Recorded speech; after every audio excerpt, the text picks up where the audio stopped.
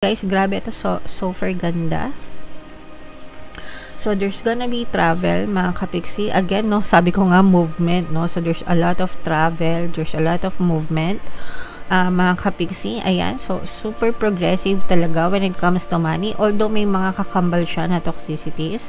Actually, guys, yung nararamdaman natin dito is brand new beginnings, a lot of movement, but meron din mga toxicities na kapalit yan, mga kapiksi. So and eto nga guys, no, so saswertehin kayo, you will definitely reach your goals, guys, reach your dreams, no, especially kung ang dream mo, again guys, paulit-ulit ako doon sa term na social media, travel, transportation. So if those are your dreams, mga kapiksi, abroad, ganyan, magpatayo ng bahay. So if those are your dreams, guys, definitely saswertehan talaga kayo ngayon 2026 and maabot nyo or mahihit nyo yung mga dreams na yan, at saka talagang magsasucess kayo or tatagumpay kayo dyan sa mga larangan na yan, mga kapiksi.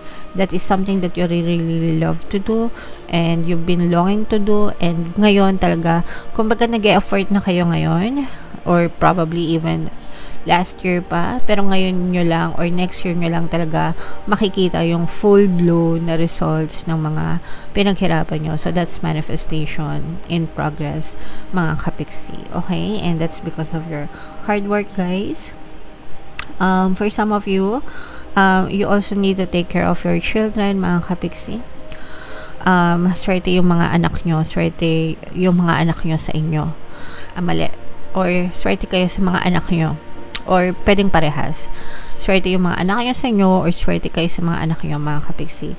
There are some children that will bring success, will bring parang lucky charm nyo. So yung mga